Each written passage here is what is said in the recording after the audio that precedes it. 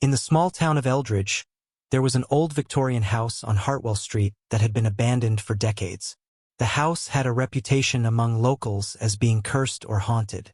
Its once grand facade was now draped in ivy, with broken windows and a sagging roof giving it a forlorn, sinister appearance. The story of the house began in the 1920s when it was built by a wealthy industrialist named Frederick Hargrove. Hargrove was known for his eccentricities and secretive nature. He lived in the house with his wife, Eleanor, and their young daughter, Emily. The Hargroves were well regarded in the community until one fateful day, they vanished without a trace. The disappearance of the Hargroves became a local mystery. Despite extensive searches, no evidence was ever found to explain what happened to them. Some whispered that Frederick had made dangerous enemies in his business dealings, while others speculated that the family had been taken by some malevolent force. Years passed, and the house fell into disrepair.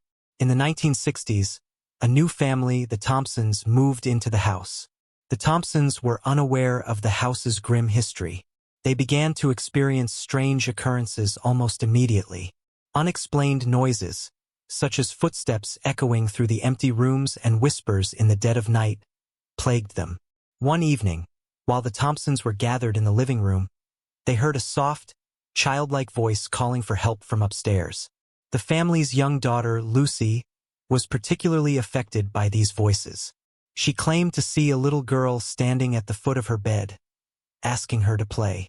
The Thompsons, though skeptical, decided to investigate the history of the house. Their research led them to old newspaper clippings about the Hargrove family's disappearance.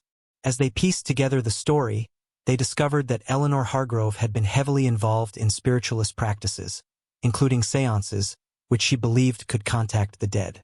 The Thompsons began to suspect that these practices might have opened some dark doorway that had never been closed. Disturbed by their findings and the continued disturbances, the Thompsons decided to move out.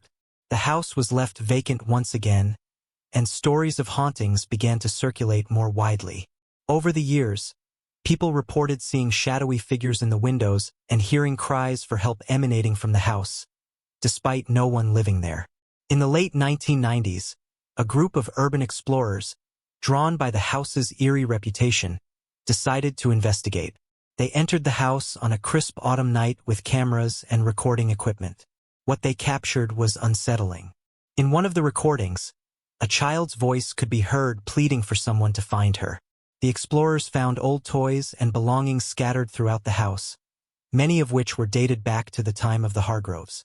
In the attic, they discovered an old, dust-covered journal belonging to Eleanor Hargrove.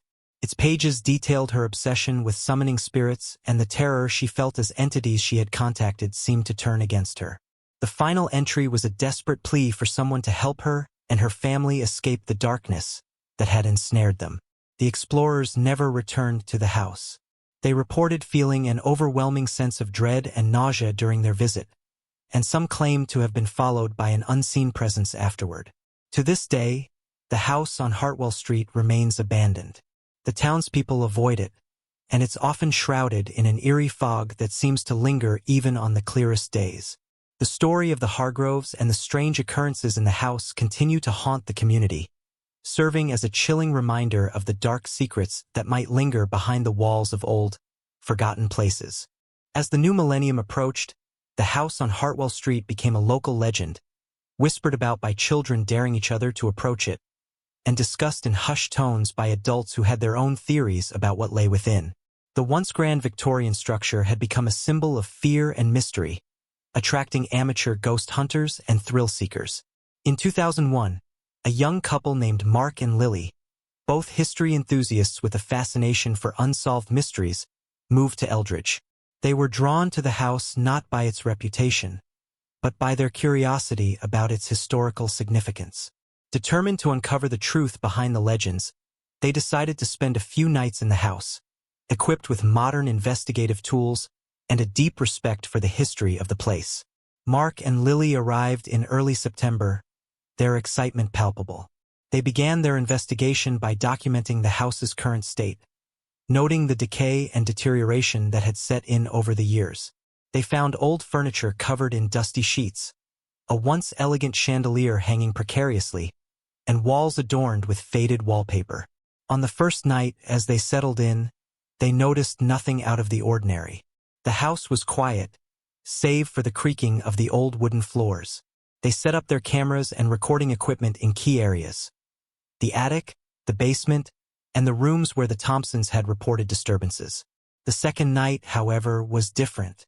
As they reviewed their recordings from the previous evening, they heard an unsettling, almost imperceptible voice whispering, "Help us." They also saw fleeting shadows moving in and out of the camera's field of view, but nothing substantial enough to draw clear conclusions. Determined to press on, Mark and Lily conducted a séance, a practice they had carefully researched but had never performed themselves. They set up a circle of candles in the living room, using the journal they had found in their research as a focal point. The air grew colder as they began, and the candles flickered erratically. As they chanted and asked questions, the temperature in the room plummeted. Mark felt a sudden weight on his chest, like an invisible hand pressing down, while Lily saw a shadowy figure appear in the doorway. The figure seemed to be watching them intently, its presence more oppressive than malevolent. Suddenly, the room was filled with a cacophony of whispers and moans. The candles extinguished themselves, plunging them into darkness. Mark and Lily scrambled to turn on their flashlights, and when they finally succeeded, they saw that the room had been rearranged. The furniture was now stacked in a chaotic heap in the center of the room.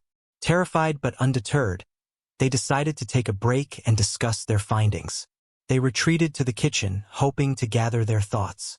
As they reviewed their notes, they heard a loud thud from the attic, followed by a series of rapid footsteps. They were no longer alone in the house, or at least it felt that way. Deciding to investigate, they climbed the stairs to the attic. The air was thick with dust, and the old wooden beams groaned under their weight. They found that the attic was now filled with old toys and children's books, eerily reminiscent of what they had seen in the journal. In the corner of the attic, they found a small door they hadn't noticed before, partially concealed by a stack of old trunks. With trepidation, they opened the door to find a small, hidden room. Inside, they discovered an old, ornate mirror with an intricate frame, covered in layers of dust. The mirror seemed oddly out of place, and as they cleaned it off, they noticed something peculiar. The reflection did not match the room they were in. Instead, it showed a scene from decades ago, with a young girl playing with toys and a shadowy figure lurking in the background.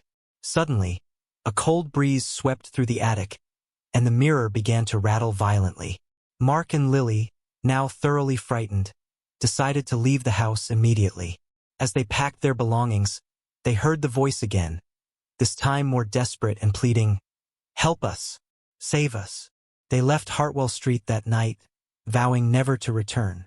They shared their findings with the local historian, who confirmed that the mirror had belonged to Eleanor Hargrove. It was said to have been used in her spiritualist rituals, and it was believed that it had trapped the spirits of the Hargrove family. Though Mark and Lily never returned, the story of their experience added a new chapter to the house's dark legend. The mirror was later removed and placed in a local museum, where it was studied but never put on display due to its unsettling nature. To this day, the house on Hartwell Street stands as a chilling reminder of its dark past. Local lore suggests that the spirits of the Hargrove family are still trapped within its walls, seeking release from their torment. And the mirror, now in the museum's basement, is said to be a portal to a realm where the past and present collide, and where the desperate cries of the lost can still be heard. Years passed since Mark and Lily's unsettling experience, and the tale of the Hargrove house continued to captivate the imagination of Eldridge. The house remained abandoned, its eerie reputation only growing stronger as time went on. The mirror, now a part of the local museum's collection, had become a subject of fascination and dread among visitors and researchers alike. In 2009, Dr. Sarah Weston, a historian with a keen interest in paranormal studies, arrived in Eldridge. Weston had been studying the history of spiritualism and occult practices and had heard about the mirror from the museum's curator. Intrigued by the mirror's mysterious nature and its connection to the Hargrove family, she sought permission to conduct an in-depth investigation. The museum curator, though wary, granted her request. Drive Weston examined the mirror with a meticulous approach, documenting every detail and conducting a series of tests. She found that the mirror's frame was intricately carved with symbols associated with spiritualist rituals, and the glass itself seemed to exhibit unusual properties under certain lighting conditions. As she delved deeper, she learned from old records that Eleanor Hargrove had been a prominent figure in spiritualist circles, known for her attempts to communicate with the dead. The mirror was believed to be a central piece in her rituals, and Drive Weston was convinced that it held significant, possibly malevolent energy. Determined to uncover more, Drive Weston decided to perform a controlled séance in the museum's basement, where the mirror was stored. She assembled a small team of trusted colleagues and set up her equipment. The basement, dimly lit and filled with artifacts from various historical periods, was an unsettling setting for such an experiment. As the séance began, the team noted a sharp drop in temperature around the mirror. Drive Weston, following her protocol, asked questions and attempted to make contact with any spirits connected to the mirror. The air grew dense with a palpable sense of dread.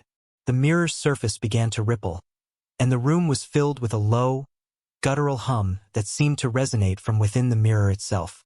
The team's equipment started to malfunction, and the lights flickered erratically. The mirror showed distorted reflections of the room and occasionally glimpses of shadowy figures that seemed to move just out of view. Drive Weston's attempts to communicate with the entities were met with eerie silence, but she felt a growing unease. The mirror's surface suddenly became clear, and for a brief moment, it reflected not the basement, but an image of the Hargrove house as it looked in its prime. The vision was hauntingly beautiful but tinged with an unsettling, spectral quality. In the vision, Drive Weston saw Eleanor Hargrove, looking distressed, standing with her daughter Emily beside her. The scene shifted to show a shadowy figure approaching them, a menacing presence that seemed to feed on their fear. The vision abruptly cut off, and the mirror's surface returned to normal. The room grew cold, and the feeling of oppression intensified. Drive Weston and her team, now visibly shaken, decided to end the séance and pack up their equipment. The mirror was carefully covered and secured. Despite their efforts, the investigation had left them with more questions than answers. The mirror's power and the spirits it might contain remained elusive and enigmatic. Drive Weston concluded that the mirror was a conduit to another realm, one where the spirits trapped within it were bound by the rituals performed by Eleanor Hargrove.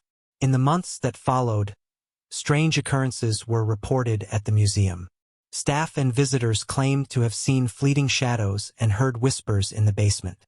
Objects sometimes moved on their own, and the temperature would drop inexplicably. Some even reported dreams of being trapped in the Hargrove house, witnessing the events that had taken place there.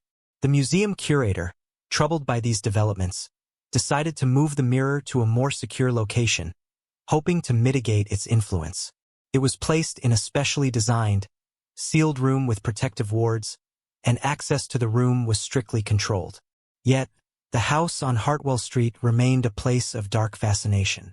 Occasionally, someone would venture too close, drawn by the tales of the Hargrove family and the house's haunted reputation.